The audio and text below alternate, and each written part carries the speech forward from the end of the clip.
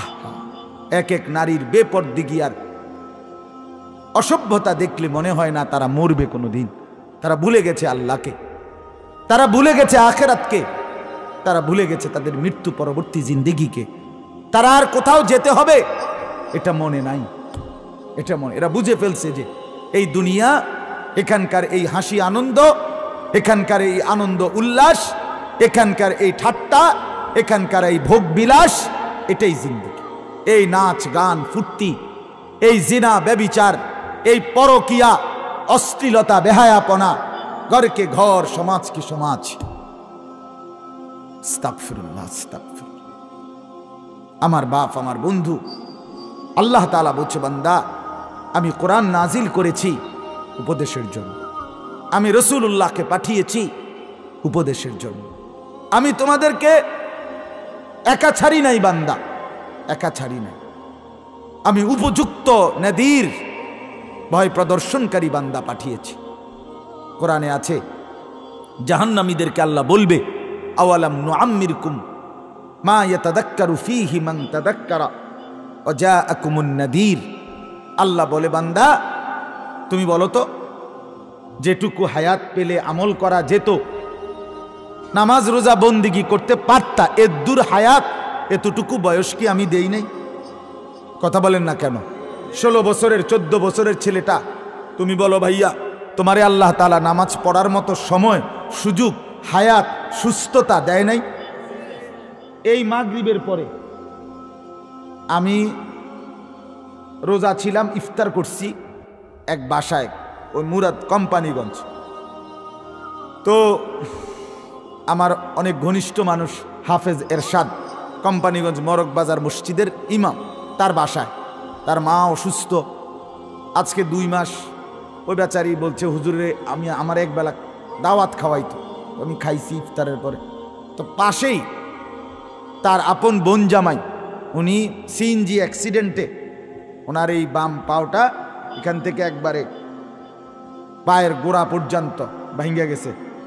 এটার মধ্যে প্রায় 12 কেজি ওজনের রড, লোহা, এমনি শিকলের মতো, এটা চারদিকে খাঁচার মতো আর কি, এটা লাগানো। ওনারে বসায় রাখে। ওনার খুব আবদার আমি যেন একটু ওনারে দেখে যাই। এই বেচারা, আমি গেছি, ওনারে সান্ত্বনা দিছি, দোয়া পরে ফুঁ দিয়ে দিছি। তো শেষে উনি আমারে জড়াইয়া ধইরা, ও এই লোকটা এমন চিৎকার দিয়া কান্দা শুরু করছে, মানে ছাড়ে না আমারে। আমি বলতেছি, চাচা ঠিক আছে ঠিক আছে। বেচারা আমারে ছাড়তেছে না, অজরে কাঁদতেছে চিল্লাইয়া। তাই বললাম, আপনি এরকম কাঁদতেছেন কেন? বলতেছে, হুজুর আমি শুধু একটা কারণে আপনার কাছে একটা দোয়াই শুধু চাই। আমি আজকে 8 মাস আল্লাহর ঘর মসজিদে যাইয়া নামাজ পড়তে পারতেছি না। আমি আজকে 8 মাস জুমার নামাজ পড়ি না হুজুর, আমি যাইতে পারি না। আমার এই খাঁচার মতো শিকল, এটা লোহা দিয়ে এমনভাবে বাঁধা, মানে পারে না, পাগল হয়ে গেছে বেচারা। কান্দা কি বেচারার, এই এখন এরপরে আইসি কোন। আহা, মানে আমার কাছে এত আফসোস লাগছে যে আহারে, এক মুসলমানের অস্থিরতা। আল্লাহ তাআলা তার দিলের মধ্যে কেমন মহব্বত দান করছে নামাজের প্রতি। বেচারা পাগল হয়ে গেছে যে হুজুর আমার কোনো কিচ্ছু নাই, কোনো দুঃখ নাই হুজুর, শুধু আমি যেন আবার নামাজ পড়তে পারি, আমি যেন আল্লাহর ঘরে যেতে পারি, এই এক ফিকির তার। বন্ধু, এজন্য আল্লাহ তাআলা কারো দিলের মধ্যে, কলিজার মধ্যে আখিরাতের ফিকির যদি দান করে, নামাজের ভালোবাসা দান করে, পরকালের বিবেক দান করে, আল্লাহর কসম ওইটাই কেবল বিবেকবান, ওইটাই কেবল সুস্থ মানুষ, ওইটাই কেবল ইনসান। আর আখিরাত যে চিনে না, পরকাল যে চিনে না, আল্লাহ যে চিনে না, নিজের কর্তব্য যে বুঝে না, গোলামি যে চিনে না, সেজদা যার কপালে নাই, আল্লাহর বন্দিগি নাই, আমি পরিষ্কার বেটা, ওই মানুষটা কোনো মানুষ না, এটা জানোয়ার ছাড়া আর কিচ্ছু না বেটা। সোজা কথা, যে কপালে সেজদা নাই ওটা জানোয়ার, জানোয়ার বেটা ওইটা বেটা। যে কপালে বন্দিগি নাই, তোমরা যেই ছেলেগুলো সেজদা দাও না, সেজদা দাও না, তুমি মানুষ না।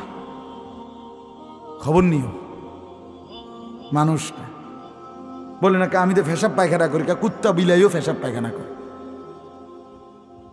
না। বলে আমি ভাত তরকারি খাই, কুকুর বিড়ালও খানা খায়। আমি ঘুম যাই, জন্তু জানোয়ারও ঘুমায়। আপনার যৌন চাহিদা আছে, জন্তু জানোয়ারেরও যৌন চাহিদা আছে। বলে এখন বাচ্চা কাচ্চা হয় কেমনে?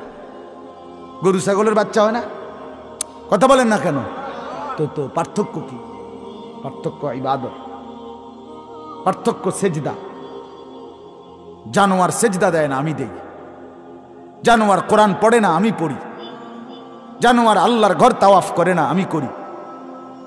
জানোয়ার রসুলুল্লাহর রওজা পাক জিয়ারত করে না, আমি করি। জানোয়ার যাকাত দেয় না, আমি দেই। জানোয়ার রোজা রাখে না, আমি রাখি। জানোয়ার সাজদা নামাজ পড়ে না, আমি পড়ি। এই পার্থক্য যদি কিছু হয় তো এটা। কথা বলেন না কেন? ভাত তরকারি পার্থক্য। আপনি ওই গুনা বেলে জানোয়ার তাই রোডে গাড়ে, আমি তাই গড়ে, অতএব পার্থক্য পাওয়া গেছে না। ইউরোপ আমেরিকার মধ্যে কুকুর বিড়ালও গড়ে থাকে, আরো অত্যাধুনিক লেটেস্ট কুত্তার ঘর আরো উন্নত। ইউরোপ আমেরিকার অসংখ্য নারীর শয্যা সঙ্গী কুকুর। স্বামীর পরিবর্তে, পুরুষের পরিবর্তে সে কুকুরের সাথে রাত কাটানোই, সময় কাটানোটাকেই অধিক উপভোগ করে। এটা সহজ। জানোয়ারের সাথেই খাপ খাবে ভালো, এটা স্বাভাবিক। তাইলে এই জন্য বললাম বন্ধু আমার, নিজেকে ইনসান বানাই, আল্লাহর কোরআনের মুখাপেক্ষী বানাই, নিজেকে ওলামায়ে কেরামের মুখাপেক্ষী বানাই। নিজেকে একাকী চলে চালাক ভাবতে নাই। আলেমের সাথে কোনো সম্পর্ক নাই, ইসলামের সাথে কোনো সম্পর্ক নাই, আল্লাহর কোরআনের সাথে কোনো সম্পর্ক নাই, রাসূলুল্লাহ সাল্লাল্লাহু আলাইহি ওয়াসাল্লামের হাদিসের সাথে কোনো সম্পর্ক নাই।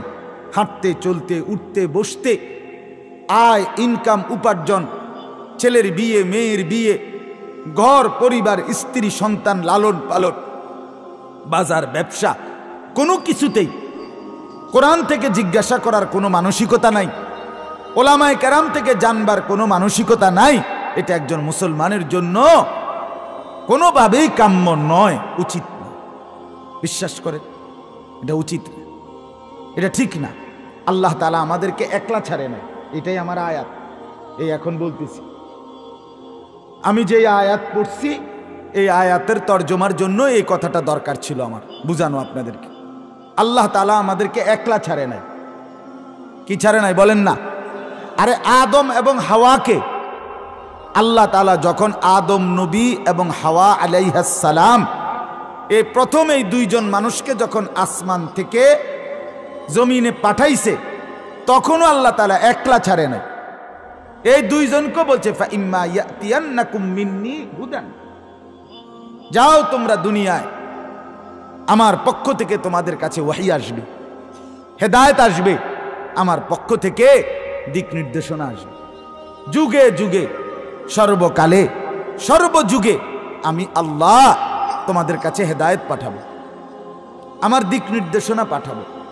আল্লাহ তাআলা কোনো কালে প্রথম আদম এবং হাওয়া আলাইহিস সালাম থেকে নিয়ে আজকের এই দিন এবং আজকের দিন থেকে আগামী কিয়ামত পর্যন্ত কোনো যুগে কোনো কালে আল্লাহ তাআলা মানুষকে একা ছেড়ে দেয় না, একা ছেড়ে দেন। আল্লাহ বলেন আমি বানাইছি আমার বান্দাকে, আমি আমার বান্দার জীবন চলার সমস্ত কিছু সুন্দর নিখুঁত আমার মর্জি মতো চালাবার জন্য দুইটা ব্যবস্থা সর্বযুগে সর্বকালে রাখছি। কয়টা ব্যবস্থা? আমাদের জন্য, আমাদের আগের ওয়ালাদের জন্য, আগামীতে যারা আসবে পৃথিবীতে তাদের জন্য। কয়টা জিনিস? একলা না আমরা, আমাদের জন্য দুইটি ব্যবস্থাপনা আল্লাহর পক্ষ থেকে সব সময় আছে, কুদরতি ব্যবস্থা। একটার নাম হলো রিজালুল্লাহ, আরেকটার নাম হলো কিতাবুল্লাহ। এই দুইটা জিনিস আপনি আগে এই নাম এডি কই তুইব আপনার আগে বলেন। এক নাম্বার হলো রিজালুল্লাহ, বলেন বলেন। দুই নাম্বার হলো কিতাবুল্লাহ। ও আমরা হুজুর না, এই কারণে আমরা পারি না এই সমস্ত কথা কইয়া বইয়া থাকলে হইতো না। এ আজীবন আপনি ফাটতেন না, আর কোনোদিন ফাটতেনও না, এমনি বুঝি আপনি মরে যাবেন। কথা বুঝছেন না আমার? এটা একটা ওয়াসওয়াসা আমাদের, যে আমি যখন হুজুর না কাজে বাদ, আমি আর কিছুই জানার, শিখার, বলার, উচ্চারণের দরকার নাই। না বাপ, এটা ঠিক না। তাহলে দুইটা মাধ্যম আল্লাহ তাআলা সর্বযুগে আমাদের জন্য রেখেছেন। একটা হলো রিজালুল্লাহ, আরেকটা হলো কিতাবুল্লাহ। তো বলতেছি দুইটা জিনিস, কথাটা মনোযোগ দিয়ে বোঝেন। দুইটি জিনিস সর্বযুগে মানুষের হেদায়েতের জন্য আল্লাহ তাআলা প্রেরণ করেছেন। একটা হলো রিজালুল্লাহ, বলেন কি? আরেকটা হলো কিতাবুল্লাহ। রিজালুল্লাহ মানে কি? মানে হলো আল্লাহ তাআলা তার পক্ষ থেকে সর্বকালে সর্বযুগে মানুষের হেদায়েত, মানুষকে দিক নির্দেশনা দেওয়ার জন্য আল্লাহ তাআলা তার পক্ষ থেকে মনোনীত ব্যক্তি, মনোনীত পুরুষ আল্লাহ তাআলা এই পৃথিবীতে পাঠিয়েছে। এটাকে বলে রিজাল, মনোনীত পুরুষ, মনোনীত ব্যক্তি। সেই আদম আলাইহিস সালাম থেকে নিয়ে আমাদের নবী সাল্লাল্লাহু আলাইহি ওয়াসাল্লাম, আখিরি পয়গম্বর নবী মুহাম্মদ সাল্লাল্লাহু আলাইহি সাল্লাম, এই উনি পর্যন্ত আল্লাহ তাআলার ওই মনোনীত ব্যক্তি যারা যুগে যুগে কালে কালে মানুষের হেদায়েত এবং কল্যাণের জন্য, দিক নির্দেশনার জন্য, আল্লাহর কাছে ফিরাবার জন্য পাঠিয়েছেন আল্লাহ যাদেরকে, তাদেরকে বলা হয় নবী এবং রসুল। এরাই রিজাল, এরা আল্লাহর পক্ষ থেকে মনোনীত ব্যক্তি, মনোনীত পুরুষ। আদম থেকে মুহাম্মদ সাল্লাল্লাহু আলাইহি ওয়াসাল্লাম, আমাদের নবী সাল্লাল্লাহু আলাইহি সাল্লামের মাধ্যমে আল্লাহ তাআলা নবুয়তের ধারা, রসুলের ধারা শেষ করছেন, কিন্তু হেদায়েতের ধারা শেষ করেননি। কথা বুঝছেননি আপনি? নবুয়তের ধারা কি করছেন? শেষ করছেন, কিন্তু হেদায়েতের ধারা কি করেন নাই? শেষ। আল্লাহর ওয়াদা, কিয়ামত পর্যন্ত আমি মনোনীত ব্যক্তি পাঠাবো। আল্লাহ তাআলা নবী এবং রসুলের পরে মনে করেন আখিরি নবী সাল্লাল্লাহু আলাইহি ওয়াসাল্লাম, তিনি শেষ নবী। নবীজি নিজে বলছেন, আনা খাতামুন নবিয়্যিন লা নবিয়্যা বাদি, আমি আখিরি নবী, আমার পরে আর কোনো নবী নাই। নবীজি উদাহরণ দিয়ে বুঝাইছেন যে মনে করো একটা বিল্ডিং, হাদিসে আছে যে একটা ভবন বানানো শুরু হয়েছে, ইট গাঁথা শুরু হয়েছে, আদম থেকে শুরু হইয়া একটা একটা করে ইট গাঁথতেছে। ঈসা নবী পর্যন্ত আইসা পুরা বিল্ডিংয়ের মধ্যে যতটা ইট দরকার সবগুলো ইট গাঁথনি শেষ, ইল্লা মাউদা লাবিনাতিন, কেবল একটি ইটের জায়গা, মনে করেন এই যে এটা সাইজ, একটা ইটের জায়গা শুধু বাকি, আর পুরা ইট গাঁথা গাঁথনি শেষ। তো রাসূলুল্লাহ সাল্লাল্লাহু আলাইহি সাল্লাম বলেন, এই সুন্দর বিল্ডিংটা দেখবার জন্য দলে দলে লোক আসতেছে, সবাই দেখা চমৎকার, খুব সুন্দর হয়েছে, কিন্তু সবাই একটা কথা বলে বলে যায় যে এই একটা ইটের জায়গা, এটা কেন খালি, এই ইটটা লাগাচ্ছে না কেন? হাল্লা ওয়াদাআতিল লাবিনা, আহা যদি এই ইটটাও লাগায় দিত তাহলে তো বিল্ডিংটা পূর্ণই হয়ে যেত। আল্লাহর নবী সাল্লাল্লাহু আলাইহি ওয়াসাল্লাম তিনি বলেন, আমি মুহাম্মদ আসলাম, শেষ ইটটাও লেগে গেল।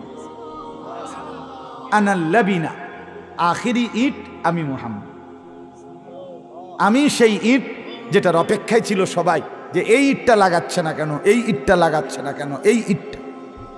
নবীজি বলেন, আমি আসলাম, সেই ইটটা লাগানো হয়ে গেল, আমি হলাম আখিরি ইট, আমি শেষ নবী, আমার দ্বারা নবুয়তের বিল্ডিং, রিসালতের বিল্ডিং শেষ হয়ে গেল।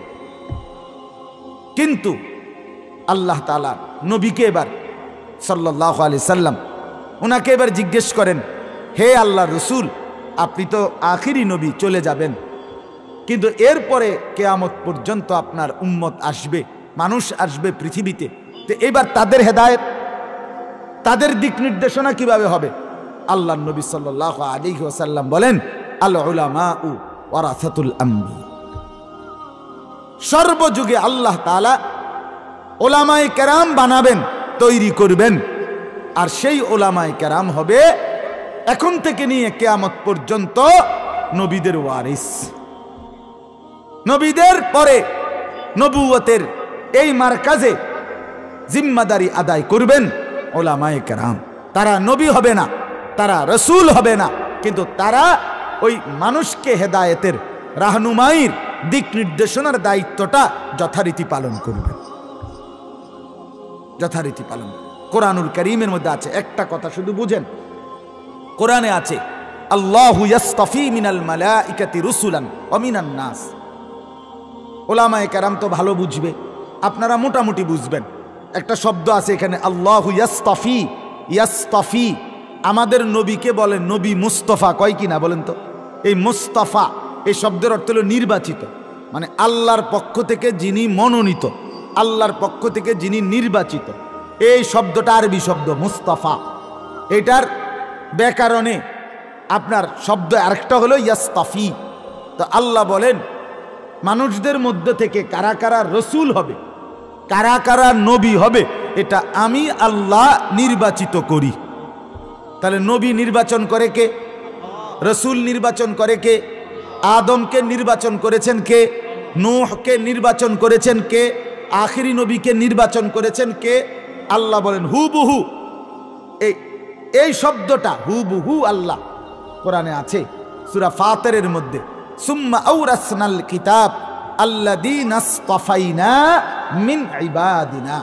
আল্লাহ বলেন আমার শেষ নবী মুহাম্মদের পরে আমি আল্লাহ তাআলা পরবর্তীতেও আমার কোটি কোটি বান্দার মধ্য থেকে আমার এই কোরআন গ্রহণ করবে, আমার এই কোরআনের উত্তরাধিকার হবে। আওরাসনা ওয়ারাসা, উত্তরাধিকার হবে যারা, তাদেরকেও আমি আল্লাহ ইস্তাফাইনা, আমি নির্বাচন করব, আমি নির্বাচন করব, আমি নির্বাচন।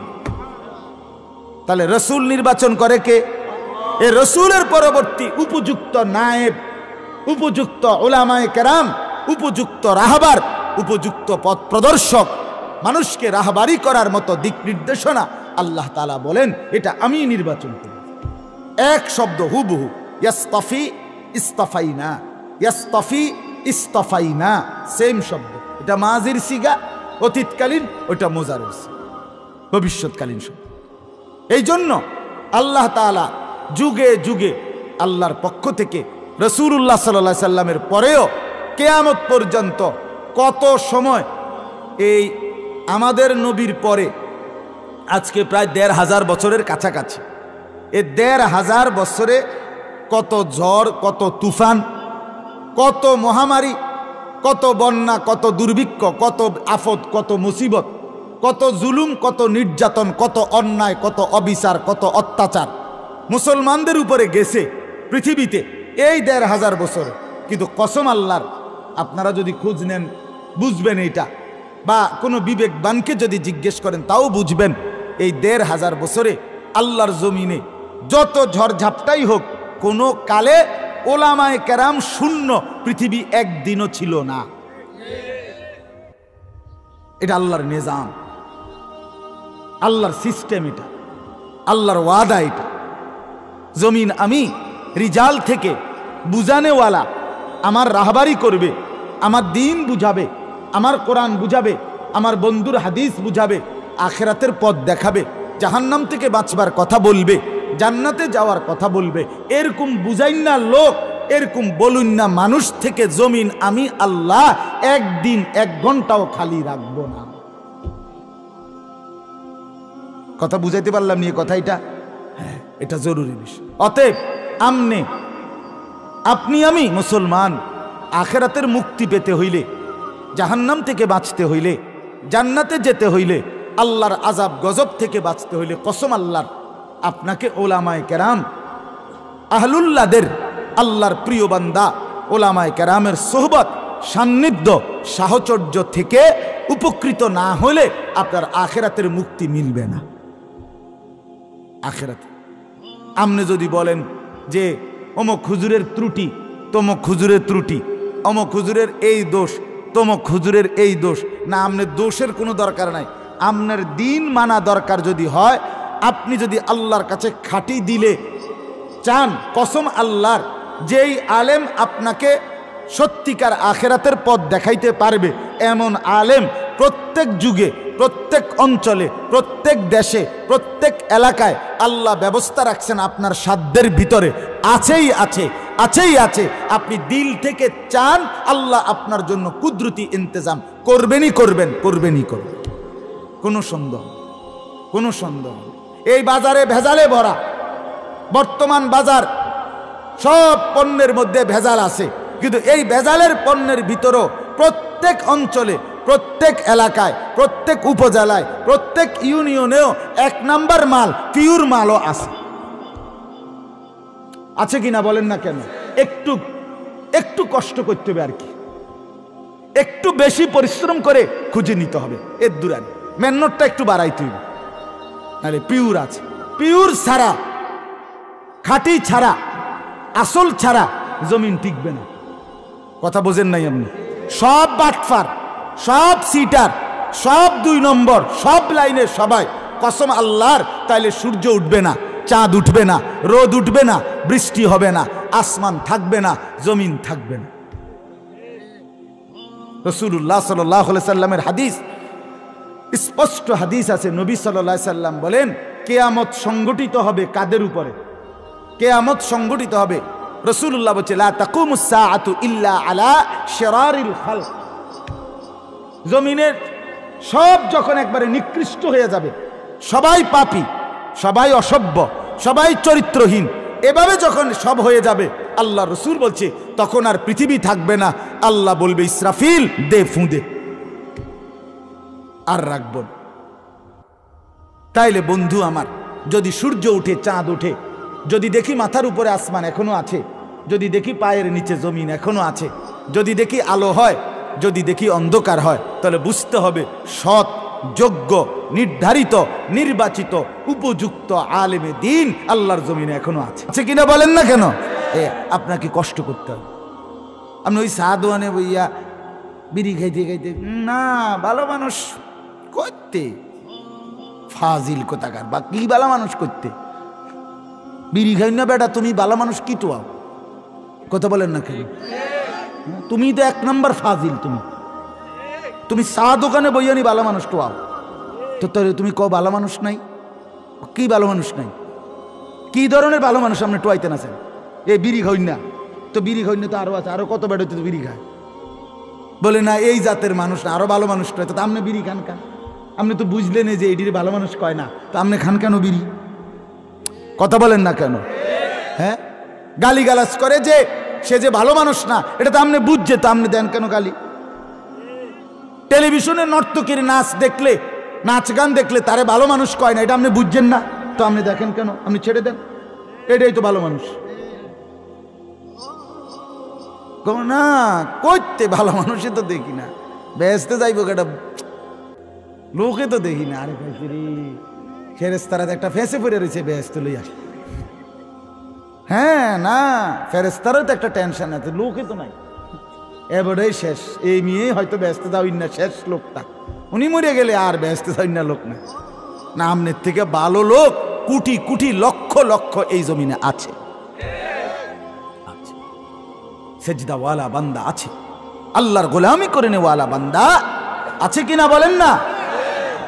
রাত গভীরে তাহাজ্জুদ পড়ে, চোখের পানিতে বিছনা ভাসায়, নামাজের মুসল্লা ভাসায়, এমন মুসলমান আজও পৃথিবীতে কোটি কোটি আছে। এই পৃথিবীতে এখনো মুজাহিদ আছে, এই পৃথিবীতে এখনো আল্লাহর রাস্তায় জানবাজ সৈনিক আছে, এই পৃথিবীতে আল্লাহর জন্য জীবন উৎসর্গ করার মতো মনোবল সম্পূর্ণ লাখো কোটি বান্দা, ইমানদার মুসলমান এখনো আছে, ছিল, থাকবে ইনশাআল্লাহ। 180 কোটি মুসলমান, ইসরায়েলের ইহুদিরা আমাদের এই 180 কোটি মুসলমান, 57টি মুসলিম রাষ্ট্র আমাদেরকে 2 পয়সাও পাত্তা দেয় না, আমাদেরকে ভয় করে না তারা। কিন্তু ওই মাটির তলে, চোখের আড়ালে অল্প কিছু মুজাহিদ, হামাসের মুজাহিদ, যারা জানবাজি রেখে লড়াই করবার সিদ্ধান্ত নিচ্ছে, যুদ্ধ করছে, তাদের 24 ঘন্টার পৃথিবীর সর্বাধুনিক অস্ত্র দিয়েও তারা ওই মুজাহিদদের ভয়ে কাঁপতেছে। এই মোমেন যখন জানবাজি রাখবার সিদ্ধান্ত নেয়, মোমেন যখন সিদ্ধান্ত নেয় জীবন যেটা এটা দিয়েই দেব আল্লাহর জন্য, তখন গোটা পৃথিবীর দুশ্মন তার ভয়ে কাঁপতে থাকে। আমরা বীরু, আমরা কাপুরুষ, আমরা দুনিয়ার লোভী হয়ে গেছি, আমরা সম্পদের লোভী, আমরা দুনিয়ার লোভী, আমরা ক্ষমতার লোভী, আমরা এই বাড়ি ঘর দালান বিল্ডিং নিয়ে কারাকারি, কত মিথ্যা, কত চুরি, কত বাটপারি, কত ধোঁকা, কত ওজনে কম দেওয়া, কত সুদ, কত ঘুষ, কত নাচ গান, এই নাফরমানির মধ্যে লিপ্ত থাকার কারণে কোনো কাফের বেঈমান আমগরে 2 পয়সাও পাত্তা দেয় না।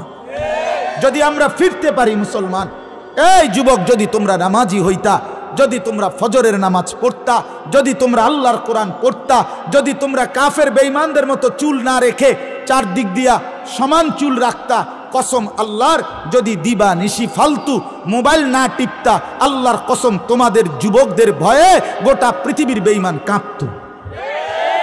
আজ হেরে গেছি যুবক তোমাদের কারণে, আজ হেরে গেছি আমরা, আজ পারছি না আমরা তোমাদের কারণে, তোমাদেরকে বুঝাইতে পারছি না। তোমরা সেজদাকে পছন্দ করো না, তোমরা 5 ওয়াক্ত নামাজকে পছন্দ করো না। আমার ছেলেরা, তোমরা সারাক্ষণ মোবাইলে উলঙ্গ ছবি, নাচ গান, সারা রাত জিনা ব্যভিচারের দৃশ্য দেখেই মজা পাচ্ছ। রাস্তার মেয়ে তোমাদের কারণে নিরাপদ না। মানুষের বোন, মানুষের কন্যা, মানুষের বিবি, কেউ তোমাদের টিটকারির সামনে, তোমাদের রাক্ষসের মতো চেয়ে থাকার সামনে নিরাপদ না। আজ মুসলমান ভাইয়ের কারণে মুসলমান বোন হাঁটতে পারে না, মুসলমানের ভাইয়ের কারণে মুসলমানের মা হাঁটতে পারে না, মুসলমানের স্ত্রী হাঁটতে পারে না। 2 পাশ দিয়া রাস্তায় রাক্ষসের মতো, জানোয়ারের মতো বড় বড় চোখ নিয়া তাকাইয়া উপভোগ করে। এত অসভ্য, এত নোংরা হলে এই মানুষগুলোকে কেমনে বাতিল ভয় পাবে? আমাদেরকে ভয় পারে না। এই কারণে আমরা যদি সেজদাওয়ালা হইতাম, কসম আল্লাহর, আল্লাহর কসম, সারা পৃথিবীর বেঈমান আমাদের ভয়ে কাঁপত। একটা উদাহরণ দেই। মিশর বিজয়ের সময় রাসূলুল্লাহ সাল্লাল্লাহু আলাইহি সাল্লামের একজন সাহাবীর নাম ছিল সাইয়্যিদুনা আমর ইবনুল আস রাদিয়াল্লাহু তাআলা আনহু।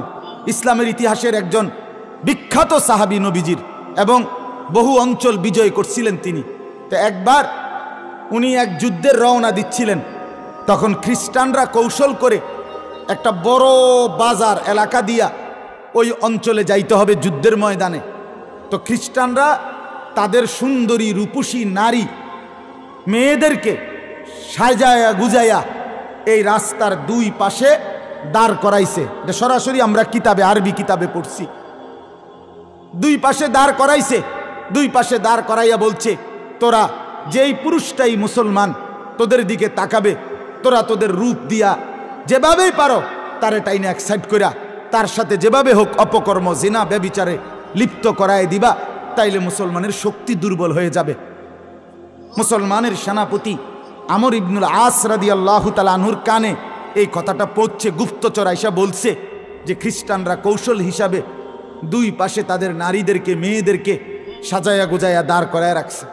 কসম আল্লাহর, আমরা কিতাবে পড়ছি।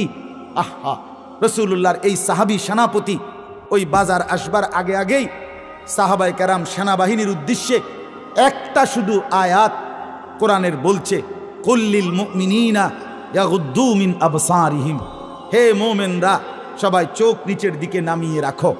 এই আয়াতটা পড়ছে, এরপরে বলছে চলো আবার রওনা দাও। পুরা বাজার মহল্লা পার হয়ে গেছে।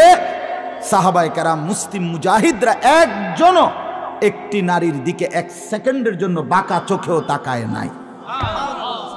মুসলমানদের হাতে বিজয় হয়েছে মিশর। বন্ধু আমার, এই ছিল মুসলমান। কোথা থেকে কোথায় নেমে পেলাম। ছিলাম আমরা আসমানে, আজ আমরা নিচে নেমে গেলাম সাতবক জমিনে। আজ আমাদের জিল্লতি, আজ আমাদের লাঞ্ছনা, আজ আমাদের দুর্বলতা, ব্যর্থতা। 92 থেকে 97 লাখ ইহুদি মাত্র ইসরায়েলে, 1 কোটি না, 1 কোটির চাইতে কম ইসরায়েলের ইহুদি। তারা আমাদের 180 কোটি মুসলমানকে বৃদ্ধাঙ্গুলি দেখাচ্ছে। 57টি মুসলিম রাষ্ট্রের মুসলমানকে বৃদ্ধাঙ্গুলি দেখাচ্ছে। আমাদের দুর্বলতা কি পরিমাণ, আমাদের ব্যর্থতা কি পরিমাণ, আমাদের লাঞ্ছনা কি পরিমাণ। কোন দিন সমাধান হয় কে জানে। ফিলিস্তিন সমাধান হবে তো আরেক অঞ্চলে মুসলমান নির্যাতিত হবে, আবার আরেক অঞ্চল, কখনো কাশ্মীর, কখনো ফিলিস্তিন, কখনো রোহিঙ্গা, কখনো সিরিয়া, কখনো ইরাক, কখনো বসনিয়া, কখনো চেচনিয়া, কখনো সোমালিয়া, কখনো হার্জেগোভিনা, এইভাবে নির্যাতন হবে। হতে হতে কোনো দিন হতে পারে দোস্ত কাফের আর বেঈমানদের দ্বারা আমরাও নির্যাতিত হব।